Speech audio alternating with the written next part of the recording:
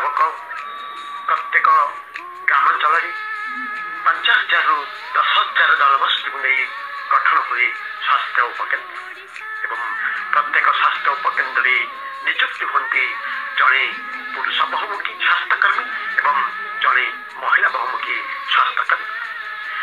ପୁରୁଷ ବହୁମୁଖୀ ସ୍ୱାସ୍ଥ୍ୟକର୍ମୀମାନେ ସାଧାରଣ ଜନତାଙ୍କ ନିକଟରେ ସ୍ୱାସ୍ଥ୍ୟ ସେବା ପହଞ୍ଚାଇବା ପାଇଁ ବଦ୍ଧପରିକର ହୁଅନ୍ତି।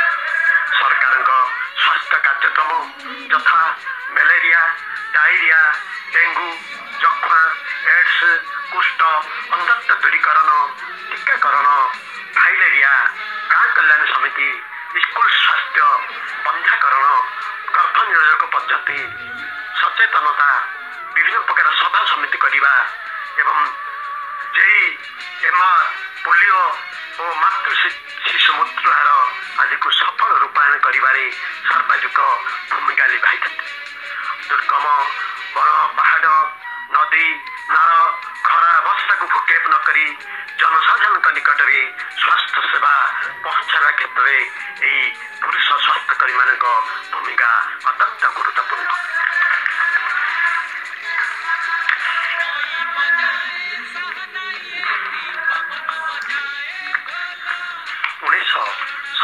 ମସିହାରେ ଭାରତ ସରକାର ପ୍ରଣୟନ କରନ୍ତି ବହୁମୁଖୀ ସ୍ୱାସ୍ଥ୍ୟକର୍ମୀ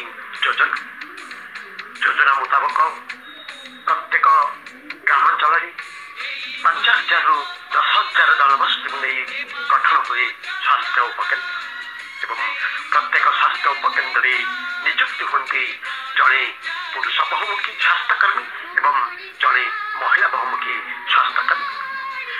ପୁରୁଷ ବହୁମୁଖୀ ସ୍ୱାସ୍ଥ୍ୟକର୍ମୀମାନେ ସାଧାରଣ ଜନତାଙ୍କ ନିକଟରେ ସ୍ୱାସ୍ଥ୍ୟ ସେବା ପହଞ୍ଚାଇବା ପାଇଁ ବଦ୍ଧପରିକର ହୁଅନ୍ତି।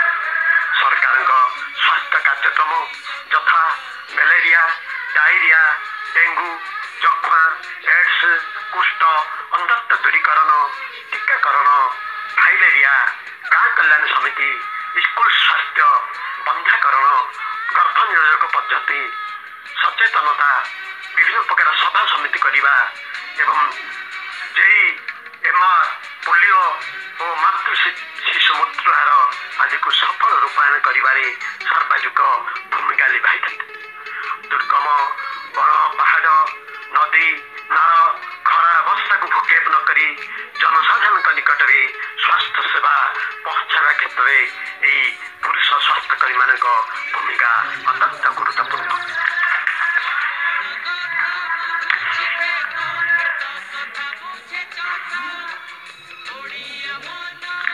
1977 ରୁ 2018 ଦୀର୍ଘ 40 ବର୍ଷର ଯାତ୍ରା। ଏଥିମଧ୍ୟରେ ପ୍ରଶାସନିକ ସ୍ତରରେ ଅନେକ ପରିବର୍ତ୍ତନ, ଅନେକ ନୂତନ ସ୍ୱାସ୍ଥ୍ୟ ଯୋଜନା କାର୍ଯ୍ୟକାରୀ ହୁଏ। ପୁରୁଷ ସ୍ୱାସ୍ଥ୍ୟକର୍ମୀଙ୍କ ଶିକ୍ଷାଗତ ଯୋଗ୍ୟତାକୁ ମଧ୍ୟ ମେଟ୍ରିକରୁ ଡିପ୍ଲୋମା ଇନ୍ ଫାର୍ମାସିକୁ ପରିବର୍ତ୍ତନ କରାଗଲା। ହେଲେ ଦରମା ଓ ପଦବୀରେ କୌଣସି ପରିବର୍ତ୍ତନ ହୁଏ ନାହିଁ। ଓଡ଼ିଶା ରାଜ୍ୟ ପୁରୁଷ ବହୁମୁଖୀ ସ୍ୱାସ୍ଥ୍ୟକର୍ମୀ ସଂଘ ସ୍ୱାସ୍ଥ୍ୟକର୍ମୀଙ୍କ ନ୍ୟାଯ୍ୟ ଦାବି ଯଥା କେରଳ, ତାମିଲନାଡୁ ଢାଞ୍ଚାରେ ବହୁମୁଖୀ ସ୍ୱାସ୍ଥ୍ୟକର୍ମୀଙ୍କ ନାମ ପରିବର୍ତ୍ତନ କରି ସ୍ୱାସ୍ଥ୍ୟ ନିରୀକ୍ଷଣ କରିବା, ସ୍ୱାସ୍ଥ୍ୟକର୍ମୀଙ୍କ ପାଇଁ ନୂତନ କ୍ୟାଡର ରୁଲ୍ ପ୍ରଣୟନ କରିବା, ଯଦ୍ୱାରା ଚାକିରି କାଳରେ ଜଣେ ସ୍ୱାସ୍ଥ୍ୟକର୍ମୀ ଅନ୍ତତଃ 4ଟି ପଦୋନ୍ନତି ପାଇପାରିବେ। 6 ବର୍ଷ କଣ୍ଟ୍ରାକ୍ଚୁଆଲ ଚାକିରି ପୂର୍ଣ୍ଣ କରିଥିବା ସ୍ୱାସ୍ଥ୍ୟକର୍ମୀଙ୍କୁ ନିୟମିତ କରିବା, ଅନୁତାଲିମ ପ୍ରାପ୍ତ ସ୍ୱାସ୍ଥ୍ୟକର୍ମୀଙ୍କୁ 3 ମାସିଆ ତାଲିମ ପ୍ରଦାନ କରିବା ଏବଂ ଗ୍ରେଡ୍ ପେକୁ 28 ସଂଖ୍ୟାକୁ ବୃଦ୍ଧି କରିବା ନିମନ୍ତେ ସରକାରଙ୍କ ନିକଟରେ ଦାବି ଉପସ୍ଥାପନ କରେ।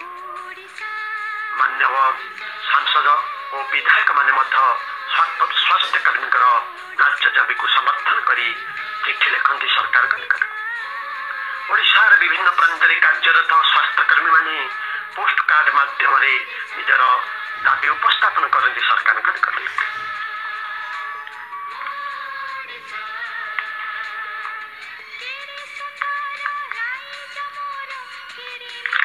1977 ରୁ 2018 ଦୀର୍ଘ 40 ବର୍ଷର ଯାତ୍ରା।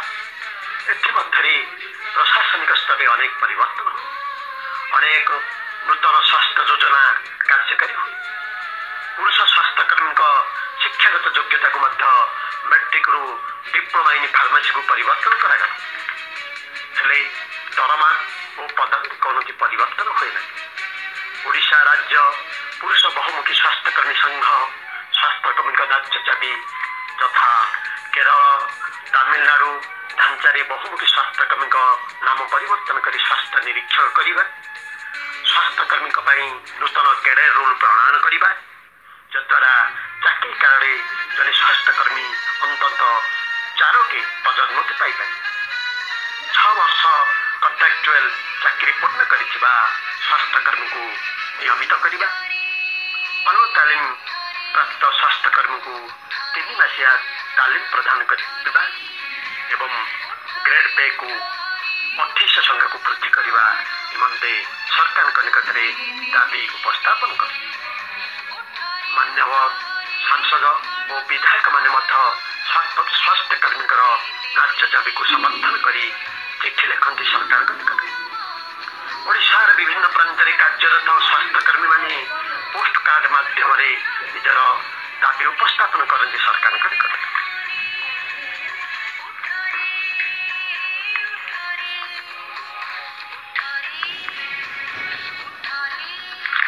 1977ରୁ 2018 ଦୀର୍ଘ 40 ବର୍ଷର ଯାତ୍ରା। ଏଥିମଧ୍ୟରେ ପ୍ରଶାସନିକ ସ୍ତରରେ ଅନେକ ପରିବର୍ତ୍ତନ, ଅନେକ ନୂତନ ସ୍ୱାସ୍ଥ୍ୟ ଯୋଜନା କାର୍ଯ୍ୟକାରୀ ହୁଏ। ପୁରୁଷ ସ୍ୱାସ୍ଥ୍ୟକର୍ମୀଙ୍କ ଶିକ୍ଷାଗତ ଯୋଗ୍ୟତାକୁ ମଧ୍ୟ ମେଟ୍ରିକରୁ ଡିପ୍ଲୋମା ଇନ୍ ଫାର୍ମାସିକୁ ପରିବର୍ତ୍ତନ କରାଗଲା। ହେଲେ ଦରମା ଓ ପଦବୀରେ କୌଣସି ପରିବର୍ତ୍ତନ ହୁଏ ନାହିଁ। ଓଡ଼ିଶା ରାଜ୍ୟ ପୁରୁଷ ବହୁମୁଖୀ ସ୍ୱାସ୍ଥ୍ୟକର୍ମୀ ସଂଘ ସ୍ୱାସ୍ଥ୍ୟକର୍ମୀଙ୍କ ନ୍ୟାଯ୍ୟ ଦାବି ଯଥା କେରଳ, ତାମିଲନାଡୁ ଢାଞ୍ଚାରେ ବହୁମୁଖୀ ସ୍ୱାସ୍ଥ୍ୟକର୍ମୀ। ଓଡ଼ିଶା ରାଜ୍ୟ ପୁରୁଷ ବହୁମୁଖୀ ସ୍ୱାସ୍ଥ୍ୟକର୍ମୀ ସଂଘର ରାଜ୍ୟ ଅଧ୍ୟକ୍ଷ ଶ୍ରୀ ରବୀନ୍ଦ୍ରନାଥ ପ୍ରଧାନ ଓ ସାଧାରଣ ସମ୍ପାଦକ ଶ୍ରୀ ସନ୍ତୋଷ କୁମାର ମହାରଣା ଫୁଲବାଣୀଠାରେ ଜାନୁଆରୀ 5 ତାରିଖ 2018 ମସିହାରେ ପ୍ରେସ୍ କନଫରେନ୍ସ ମାଧ୍ୟମରେ ଆନ୍ଦୋଳନ ଡାକରା ରାଜ୍ୟ ସଂଘର ଡାକରାରେ ବିଭିନ୍ନ ଜିଲ୍ଲାର ସ୍ୱାସ୍ଥ୍ୟକର୍ମୀମାନେ ସଂଘବଦ୍ଧ ହୋଇ ନିଜ ଜିଲ୍ଲା ମୁଖ୍ୟ ଚିକିତ୍ସାଧିକାରୀଙ୍କ ମାଧ୍ୟମରେ ସରକାରଙ୍କ ନିକଟକୁ ଦାବି ପୂରଣ ନିମନ୍ତେ ସ୍ମାରକପତ୍ର ପଠାଇଥିଲେ।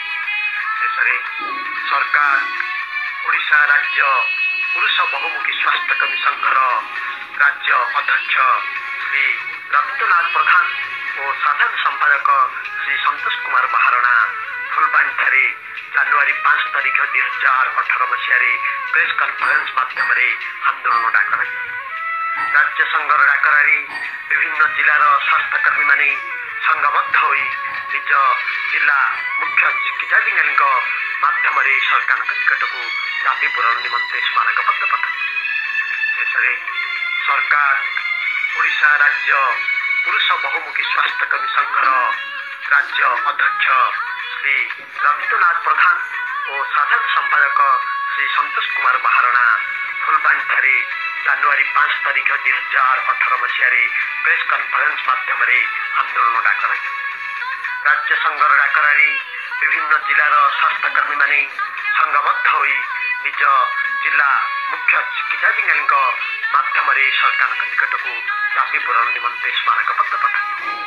ଶେଷରେ ସରକାର ଓଡ଼ିଶା ରାଜ୍ୟ ପୁରୁଷ ବହୁମୁଖୀ ସ୍ୱାସ୍ଥ୍ୟକର୍ମୀ ସଂଘର ରାଜ୍ୟ ଅଧ୍ୟକ୍ଷ ଶ୍ରୀ ରବୀନ୍ଦ୍ରନାଥ ପ୍ରଧାନ ଓ ସାଧାରଣ ସମ୍ପାଦକ ଶ୍ରୀ ସନ୍ତୋଷ କୁମାର ମହାରଣା ଫୁଲବାଣୀଠାରେ ଜାନୁଆରୀ 5 ତାରିଖ 2018 ମସିହାରେ ପ୍ରେସ୍ କନଫରେନ୍ସ ମାଧ୍ୟମରେ ଆନ୍ଦୋଳନ ଡାକରା ରାଜ୍ୟ ସଂଘର ଡାକରାରେ ବିଭିନ୍ନ ଜିଲ୍ଲାର ସ୍ୱାସ୍ଥ୍ୟକର୍ମୀମାନେ ସଂଘବଦ୍ଧ ହୋଇ ନିଜ ଜିଲ୍ଲା ମୁଖ୍ୟ ଚିକିତ୍ସାଧିକାରୀଙ୍କ ମାଧ୍ୟମରେ ସରକାରଙ୍କ ନିକଟକୁ ଦାବି ପୂରଣ ନିମନ୍ତେ ସ୍ମାରକପତ୍ର ପଠାଇଥିଲେ।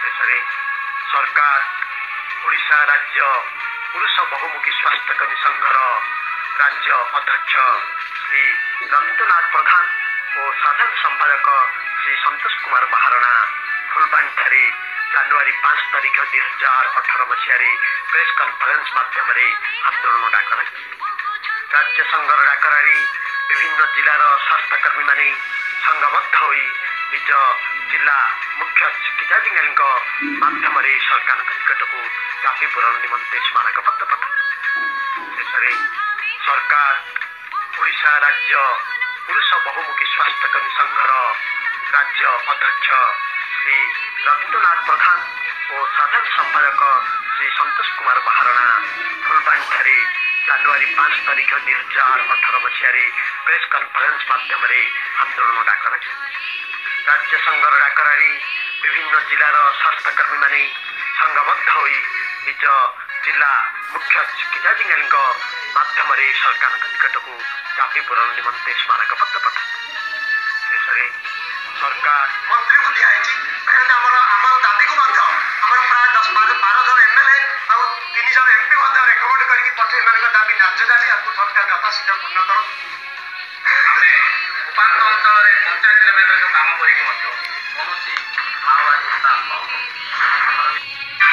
ओडिशा राज्य पुरुष बहुमुखी स्वास्थ्यकर्मी संघर गंजाम शाखार साधारण अधिवेशन जिला सभापति दिगंत महांती अध्यक्षता होता यह अधिवेशन संघर विभिन्न समस्या संपर्क आलोचना कर संघर कर्मकर्ता मैंने एक शोभायात्रा जाई जिला मुख्य चिकित्सा अधिकारी को एक दाबीपत्र प्रदान करते 10 दफा दाबी पूर्ण नहेले आसंता 38 तारिख राज्यव्यापी कार्य बंद आंदोलन कर बहुमुखी स्वास्थ्यकर्मी संघ एने फुलबाणी एक साम्बादिक सम्मेलन कर संघ पक्ष सूचना दी जाइए स्वास्थ्यकर्मी नाम परिवर्तन चाकरी अवसर मध्य 4टी पदोन्नति ग्रेड पे 2800 टंका लागू समस्त स्वास्थ्यकर्मी को समान दरमा भली 10 दफा दाबी पूर्ण नहीं दाबी कर आसुची संघ